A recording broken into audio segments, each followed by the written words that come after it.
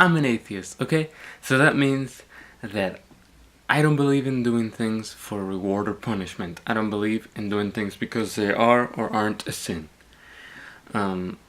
Therefore, I'm not gonna tell you that abstinence is bad because I think you will go to eternal punishment if you don't abstain. Just the harm that it could do, maybe. First of all, we're not allowed to look at people. Well, we, according to many religious people, we're not allowed to look at people and get turned on by them. Because that is lust, and committing lust is adultery. Of course, you've all heard the totally nutty, insane Christine O'Donnell video in 2010 that I, enjoyed a lot. About just giving yourself a hand. You know what I mean? It's a sin, so you shouldn't ever do it. Imagine not ever doing that. I don't know. Not doing those two things. I assume maybe some people who are very twisted just get frustrated because they can't do that, and they probably go out and harm somebody else, and then probably just have a totally psychotic mentality. Maybe if you repress those natural desires, you're totally messing up what is already natural because of repressing it. So I used to think that I should just abstain. Of course, that was until marriage, and I'm glad I just totally abandoned that way of thinking, and that was when I became an atheist. Not because of that. That's not the only reason. But oh goodness, the idea of sin. You know what I mean? Like, just why am I nice to people? Because God will reward me, but then there are also these other earthly reasons, these real reasons that don't really matter. What matters is that I don't sin. I would say don't teach people abstinence only. This is potentially dangerous. I don't know. I used to say abstain only, but then I would, and this is regrettable totally.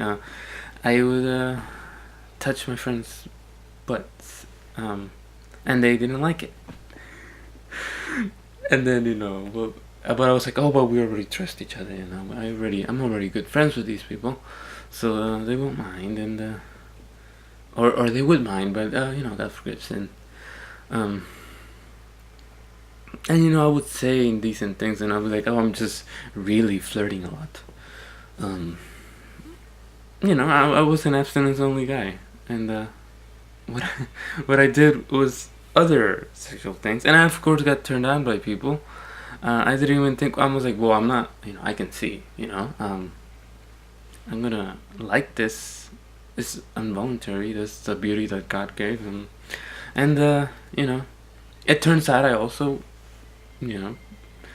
pulled a pounder, however you want to call it. Because there are people out there I don't want to. They're listening. I can't really yell. This is a really passionate issue for me. I just can't stand this. You wanna do all these things sexually with yourself and with others, and so the people who elevate and teach that way of thinking and totally just try to rationalize and justify and condone that we teach teenagers, the horniest people in the entire universe. I was, and nobody in my family taught me that. They're not guilty at all. I just read the Bible, and out of fear of not going to heaven, I didn't want to take a chance, with making God pissed off. And I called my friends out, and I made them, They didn't feel embarrassed. They were like, we're still gonna, do it at a party. You can't tell us what to do. That's what they were saying in their head, but out in the outside, I think they were just, kind of, you know, kind of laughing at me. And it's totally fine because, oh gosh. And I felt like such a righteous guy, and I felt like such a, good, different, badass guy. And it turns out every religious person I asked, believed that same, you know, I'd call it garbage because it could mess up people's lives. And it doesn't always, but then you feel guilt, and that may harm people psychologically. And I certainly went through a lot of periods where I would just, after I, had fun, I would just listen to songs and try to pray it away, the guilt, and ask for, I was apologizing to the one up there because, he doesn't want me to do it. And I couldn't find really any religious people to tell me, oh, it's fine, just go ahead. Well, moderately religious people did tell me. And just socially, I couldn't admit to not being okay with it always. I was like, yeah, we all do it, we all lie about it, but it's a sin. Yeah. So, I just really recommend that people just don't get exposed to that and learn for themselves. They say, of course, abstinence is the only way to not, to prevent, you know what I mean? But come on, I mean, we're not gonna put off what we really want to do. Let's see. I've been talking for 7 minutes, and I have to kind of be quiet because there are people out there and they can hear me, and I'm talking about sex. And also creating this whole morbid environment, making it a taboo. It could be just making it more fun. I don't know. I'm not really a rebel in my daily life. I'm not going out there and telling people, why are you oppressing me? Because I'm kind of, look at this. This is nice.